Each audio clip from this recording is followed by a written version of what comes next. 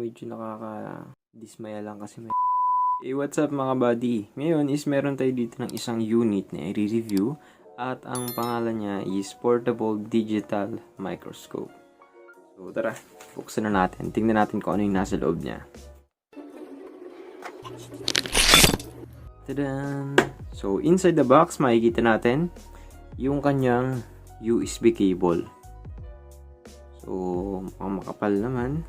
So, tingnan natin kung mahaba ba itong USB cable na to. So, mahaba naman siya guys. I think 1 meter lang yung haba ng USB cable na to. Then meron din siyang kasamang disk. Ayan. So I think ito yung driver or software application kung gagamitin natin yung unit or kung i-connect natin yung unit dun sa computer. So tingnan natin. So, ito siya guys, no?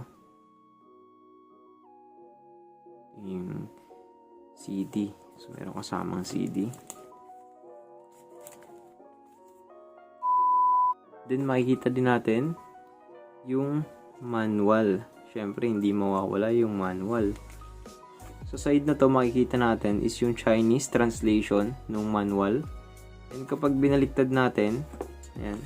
So, makikita natin sa other side is yung English translation ng manual. So, makikita natin dito yung specification ng unit. And makikita din dito yung instruction kung paano gamitin or i-install yung disk dun sa ating PC.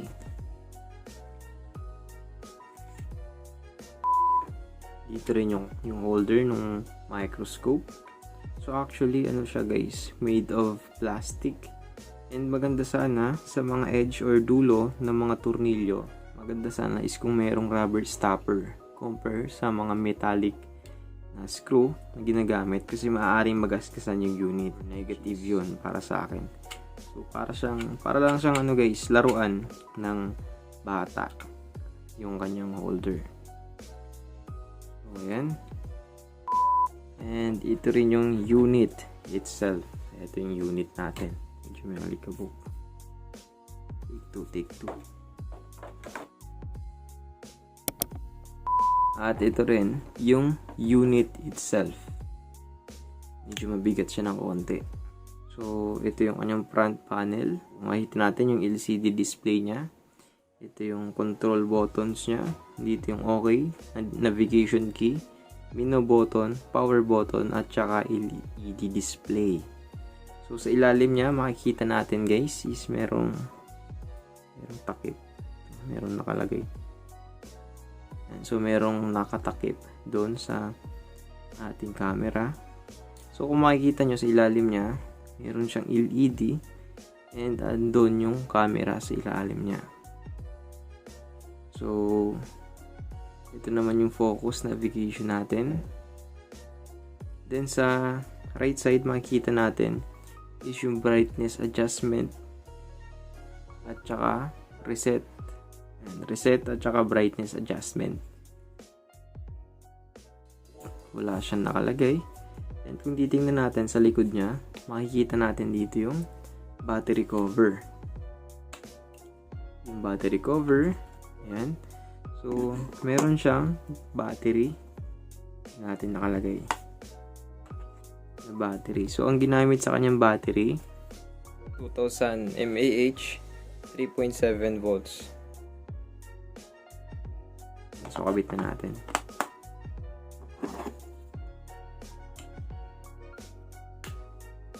So, makikita din natin dito sa backside niya SD card slot at saka charger connector or yung USB port. So, try natin siyang buksan.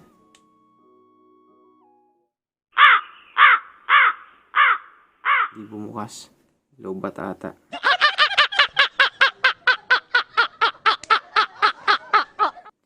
Try natin i-charge. Ayan, so nag-charge siya.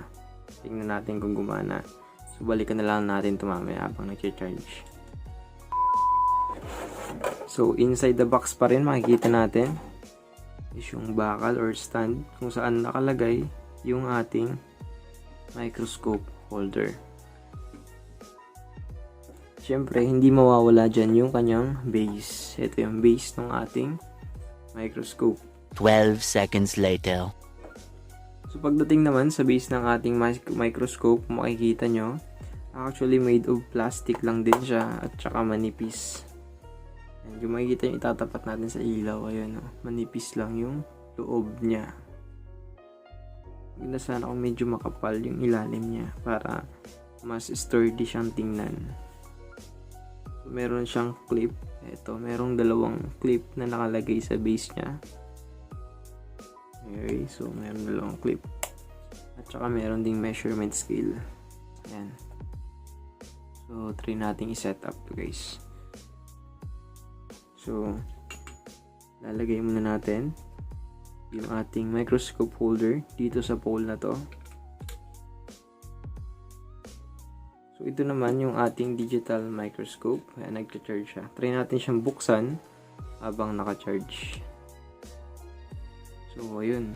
Medyo nakaka-dismaya lang kasi meron siyang lines. Meron siyang lines.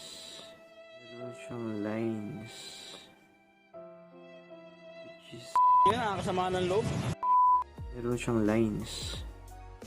Which is, I think, factory defect siya, guys. Meron 5 minutes later. Nakikita natin dito sa indicator niya kapag naka-charge is merong charging icon. And ito wala siya nakalagay na SD card. Kaya merong icon dito na walang SD card. So, makikita din natin dito yung date. And which is, hindi ko naman gaanong trip. Bakit pa natin lalagyan ng date?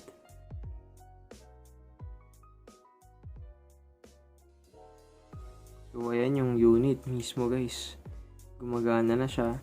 Kaya lang masyadong distracting yung flare na napuproduce nitong reflector na to. I'm not sure kung reflector yung tawag dito. Nakaka-distract masyado yung flare. Yung scattered yung liwanag. So, tatry natin yung kanyang magnification. Kuha tayo ng isang component. Tingnan natin kung makikita niya na maayos.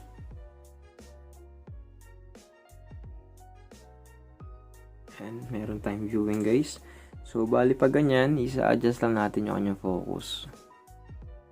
So, yung quality, malinaw din. Malinaw din yung nakikita nung ating digital microscope. So, bali siya guys, malinaw din yung viewing natin. Actually, medyo nakaka-dismaya lang kasi merong lines yung ating LCD display. And visible siya dyan, meron siyang lines. Pero sa akin, hindi naman gaanong issue yun as long as gumagana naman yung unit. Ayan, meron siyang lines sa ating display. So, kapag ganyan, na medyo blurred yung natin, adjust lang natin yung focus. And diba? So, quality, malinaw. Nakikita nyo yung number ng ating component.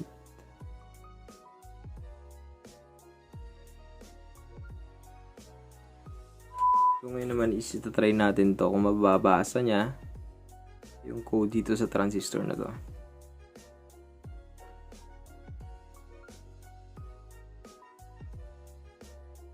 Yung quality na babasa niya guys, no? So, 2N3055. Yun yung value ng transistor natin. 2N3055. So, malinaw naman guys. Meron tayong makikita na dalawang setting. So, ito yung video setting and yung sa kabilang side naman is yung overall setting. So, under ng video setting, makikita natin dito yung size, timestamp, exposure compensation.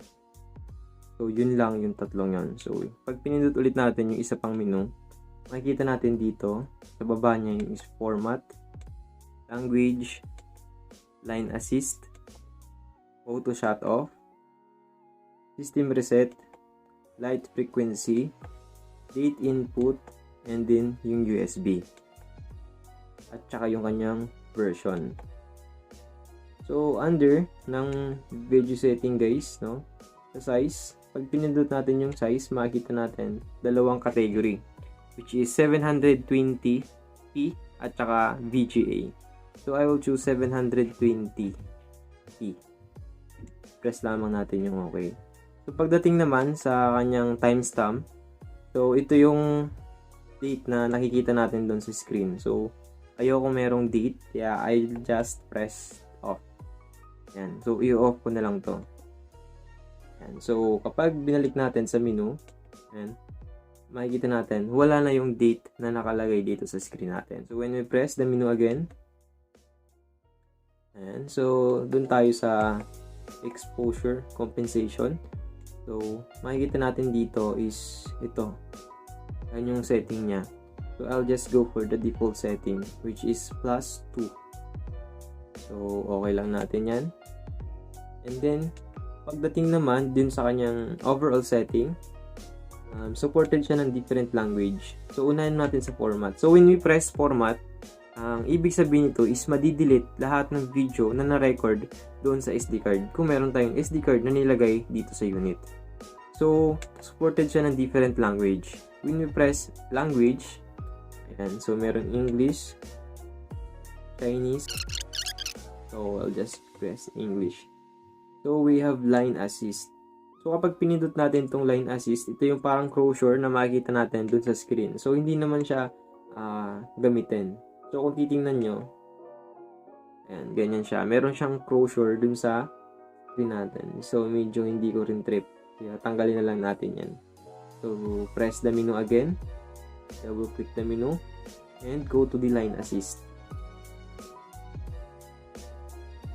Ayan. And press natin yung off. Off natin. So, auto shut off kung gusto mong i-auto shut off yung unit. Then, system reset kung gusto mong i-reset yung lahat ng default setting dito sa unit. You have the light frequency, which is 50 Hz. So, I'll just go for the default, which is 50 Hz. Press natin yung okay.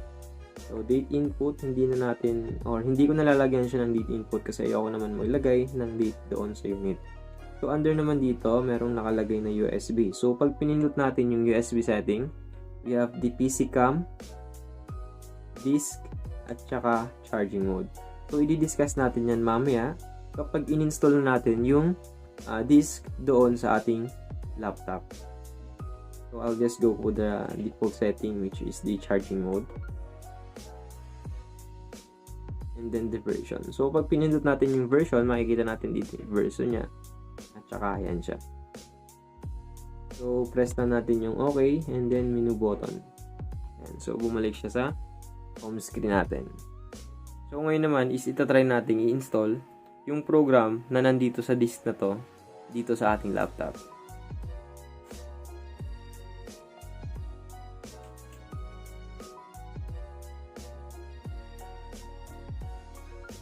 So, ayan, bali nalabasan na ng ating laptop yung disk.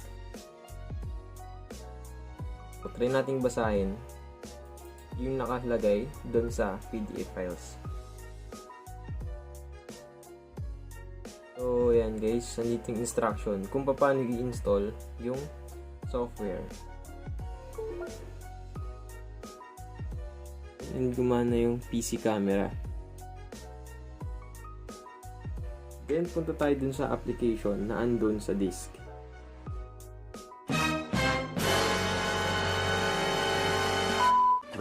minutes later. 11 minutes later. 1 eternity later.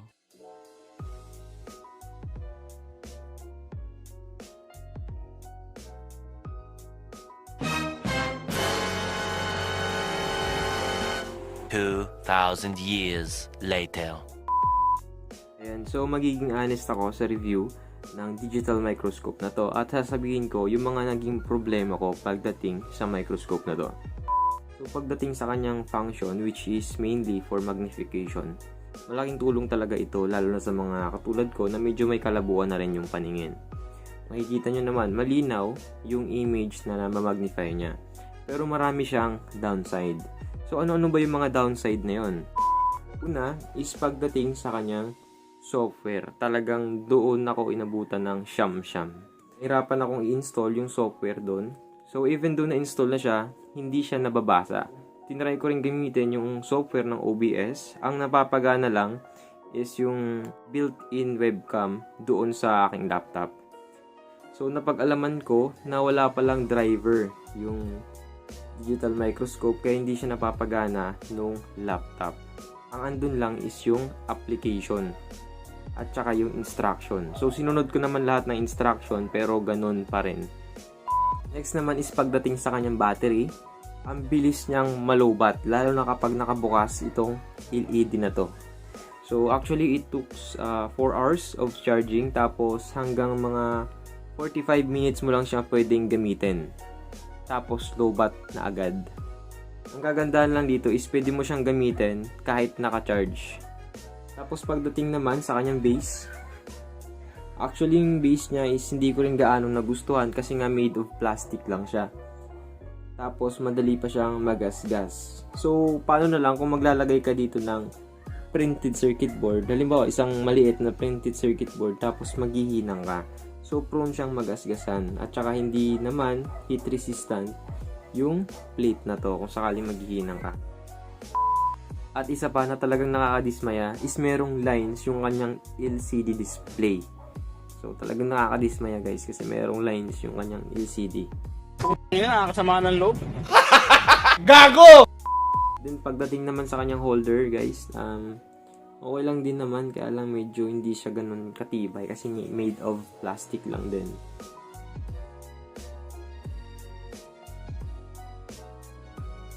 Ang napansin ko dito is yung lens flare or yung liwanag na napoproduce dito sa reflector na to. Masyadong hindi ganun kaaya-aya kasi nga masakit din sa mata. So kung tatanungin ako kung worth it ba itong bilhin, I would say hindi. Kasi napakarami niyang downside despite dun sa i-offer niya na malinaw na magnification. So kung kita niyo malinaw naman yung kanyang magnification. Ayan. Oops. Malinaw yung kanyang magnification. Pero marami talaga siyang downside which is talagang mas marami pa yung downside kaysa dun sa good side na kaya niyang i-provide sa'yo. And guess what guys, kung ano yung mangyayari sa unit nito kapag binunot natin yung connection mula doon sa ating laptop. Tingnan nyo yung screen ng ating digital microscope. Tignan nyo guys, kita nyo nag-flicker siya. Ayan. Then lumabas yung display, then nag-shut off. Which is I think hindi magandang pangitain dito sa ating unit. Hey, what's up mga kabady? I'm Andrew Electronics. Just click here to subscribe.